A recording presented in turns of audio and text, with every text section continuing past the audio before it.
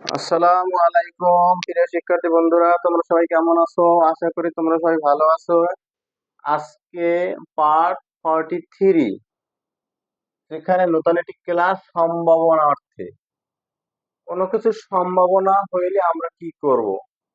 তো আমরা আসলে ইংরেজি গতানুগতিক যে আমরা সাধারণ যে কিছু ইংরেজি এগুলো আমরা বলতে পারি, কিন্তু ইংরেজির যে বিভিন্ন রকমের রুল গুলো আছে, গত ক্লাসে আমরা আলাপ করছিলাম মনে হয় বা মনে হয় না, অথবা এরকম নানান রকমের যে একটা রুল। ঠিক আছে, আমি 1 থেকে 43 এর ভিতরে সাধারণ কথাবার্তা কিছু আলোচনা হয়েছে, কিন্তু বেশিরভাগই মানে এই যে আমাদের একটা এক একটা সময় আমরা মূলত সাবজেক্ট বসাইতে পারি, সাবজেক্ট আমরা বের করতে পারি।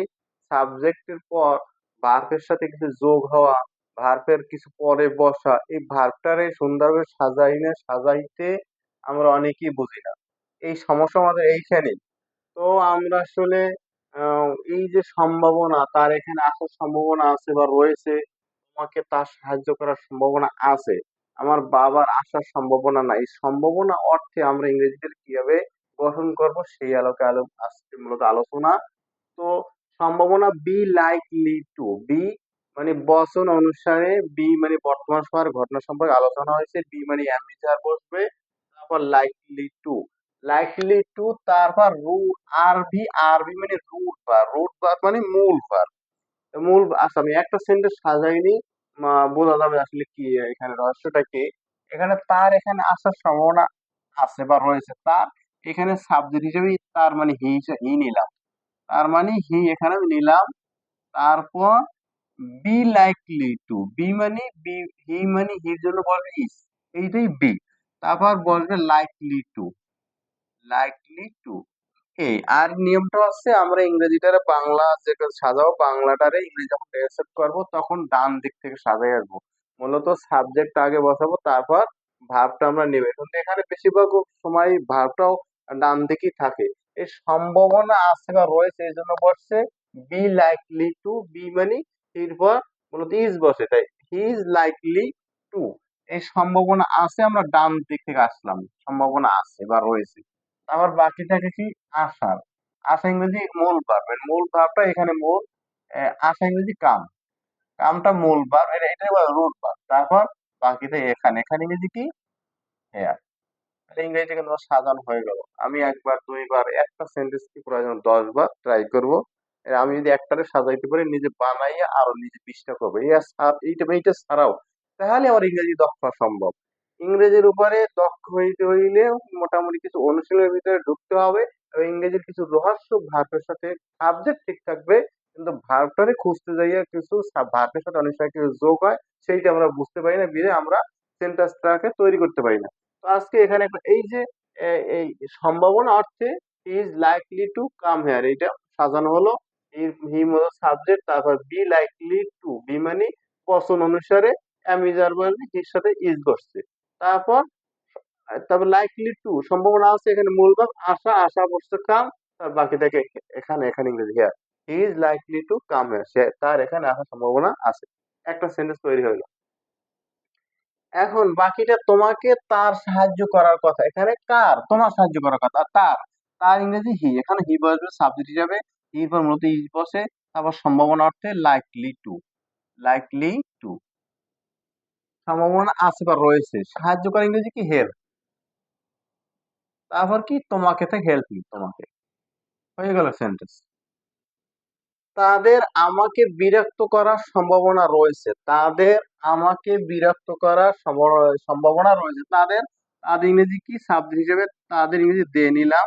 তারপর দে পর মূলত বি, বি মানে দে, দেবে সেজন বসবে, আর আর এইবার সম্ভাবনা অর্থ আসবে likely to, likely to, likely to, they are likely to, তার সম্ভাবনা রয়েছে বিরক্ত করা, বিরক্ত করা ইংরেজি কি মূল ভার্ব হবে ডিস্টার্ব, ডিস্টার্ব, বিরক্ত করার সম্ভাবনা আমাকে ডিস্টার্ব নেই। তাহলে আমরা এই যে হি ইজ লাইকলি টু, তারপর মূল ভার্ব বসাইয়া ডান থেকে বামের দিকে আসবো, দেখি দেখি কোনো ওয়ার্ড বাকি আছে কিনা, সেই যেখানে আমাকে বাকি আছে, এখানে ডান দিক থেকে আসলাম, সম্ভাবনা রয়েছে লাইকলি টু, বিরক্ত করা ইংরেজি ডিস্টার্ব, এটা মূল ভার্ব হিসেবে বসলো। বাকিটাকে ডান দিক থেকে মিলাই আস্তে আস্তে বাকি রইলো আমাকে। আমাকে ইংরেজি মি মি মি অবজেক্ট হিসেবে বসলো। আচ্ছা, আমার ঢাকা যাওয়ার সম্ভাবনা আছে। আমার ঢাকা যাওয়ার সম্ভাবনা আছে। আর আমার ইংরেজি কি? এখানে মাই বসবে না, এর মাই বসবে সবসময় আই। I subject I. আমার সম্ভাবনা আছে, আই এর সাথে কি বসবে? এম। আই অ্যাম লাইক, দেখো সম্ভাবনা হিসেবে কি বসবে? Likely two. I am likely to সম্ভাবনা আছে। যাও ইংরেজি কি? মূল ভার্ব গো। তারপর কি কোথায়? To Dhaka. I am likely to go to Dhaka. আমার ঢাকা যাওয়ার সম্ভাবনা আছে বা রয়েছে। তোমাকে তাদের ভুল বোঝার সম্ভাবনা রয়েছে। তাদের তাদের তাদের তাদের ইংরেজি কি? দে। তার দিয়ে এর সাথে কি বসবে? আর বসবে। They are likely to. They are likely to, তাদের সম্ভাবনা রয়েছে বা আছে। ভুল বোঝা ইংরেজি কি? Misunderstand. যেহেতু মূল ভার্ব আসবে এই জন্য চেঞ্জ হবে না, মূল মিস আন্ডারস্ট্যান্ড। মিস আন্ডারস্ট্যান্ড, ভুল বোঝার সম্ভাবনা রয়েছে। সম্ভাবনা রয়েছে, ভুল বোঝা গেল ভার্ব হিসাবে, তারপর বাকি তাদের সাবজেক্ট গেল, বাকিটা তোমাকে মিস আন্ডারস্ট্যান্ড ইউ। তাহলে কি দাঁড়াইলো? They are likely to misunderstand you, মানে তোমাকে তাদের ভুল বোঝার সম্ভাবনা রয়েছে। আমার বাবার আসার সম্ভাবনা নাই। আমার বাবার আসার সম্ভাবনা নাই। এখানে সাবজেক্ট কি? My father. My father. My father, আমার বাবা।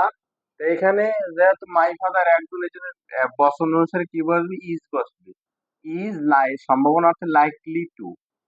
একটা বুঝলে বাকিগুলো আমি বুঝতে পারবো। Is likely two.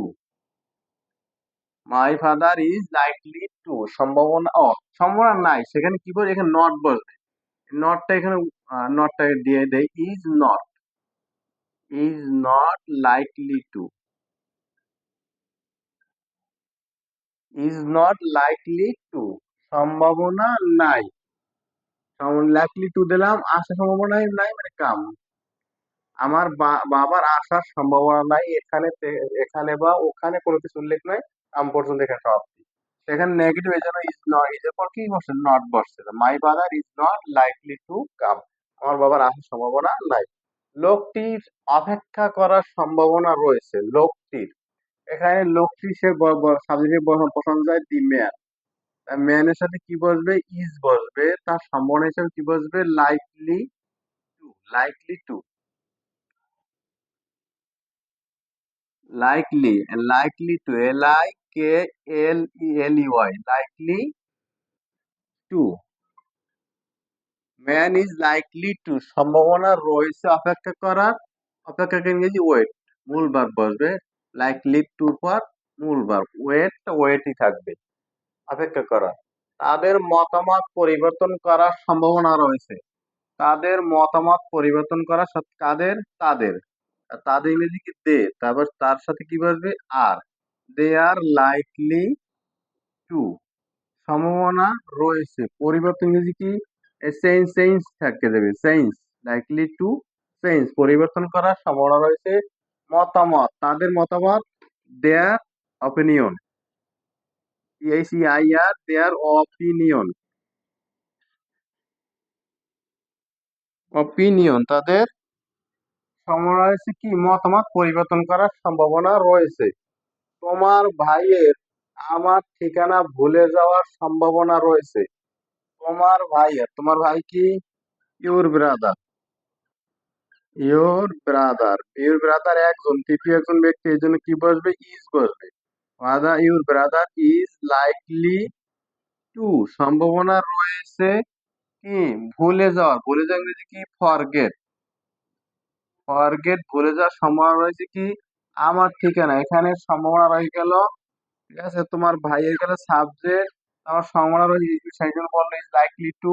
যাওয়া মূল ভাব গেল, ভুলে যাওয়া মূল ভাব গেল। আমার ঠিকানা ইংরেজি কি? মাই অ্যাড্রেস। এরকম এরকম কাটা চিরা পড়া যে আন্ডারলাইন কইরা আমরা শিখতে চাই, তাহলে আমরা যদি প্রথমে শিখতে পারি তাহলে আমাদের ইংরেজি মানে ফ্লুয়েন্টলি যদি চলে আসে তাহলে তারপরে আমার এরকম আন্ডারলাইন করতে হবে না, গজামাতা করতে হবে না। মানে আমি শেখার জন্য এরকম প্রথম দিকে হইবে, ফ্লুয়েন্টলি যখন আমরা চলে আসবে তখন আমাদের অটোমেটিক আমরা বলতে পারবো। তো যাই হোক, পরীক্ষার তারিখ কর্তৃপক্ষের ঘোষণা করার সম্ভাবনা আছে, এটা সেই কমেন্ট বক্সে দিয়ে দিতে চাইছিলাম যে চাচ্ছি কমেন্ট বক্সে তোমরা দিয়ে দাও, কিন্তু অনেক সময় জটিলতার কারণে সবগুলোই ভাঙাই দিতে, সে আলোকে আজকে এটা ট্রান্সলেট করে দেই। পরীক্ষার তারিখ কর্তৃপক্ষের ঘোষণা করার সম্ভাবনা রয়েছে। এখানে সাবজেক্ট কি? কর্তৃপক্ষ। কর্তৃপক্ষ ইংরেজি কি? দি অথরিটি। দি অথরিটি। তারপর সম্ভাবনা রয়েছে, অথরিটি সিঙ্গুলার, একজন বলবে is likely two. Is likely, সম্ভাবনা রয়েছে।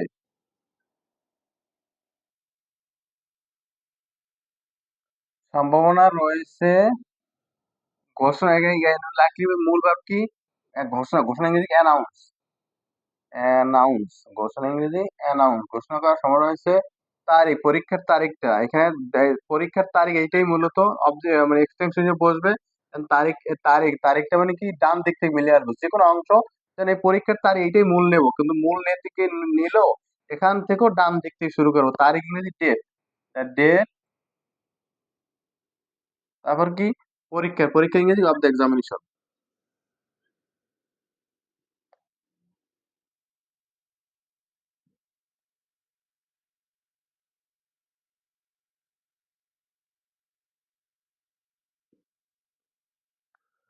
তো যাই হোক, যতটুকু বুঝাইতে পারলাম, কতটুকু বুঝাইতে পারছি সেটা আমি আসলে বুঝতে পারছি না আসলে। যদি একটা লাইনে যদি আসলে বুঝতে সক্ষম হও তাহলে আমার এই এই ক্লাস করার আমার সার্থকতা আছে। তো যাই হোক, যদি তোমাদের ভালো লেগে থাকে অবশ্যই সাবস্ক্রাইব করে দেবে, আর যারা পেজ থেকে দেখছো অবশ্যই ফলো করে দেবে। আজকে এ পর্যন্তই। সকলকে ধন্যবাদ। আল্লাহ হাফেজ।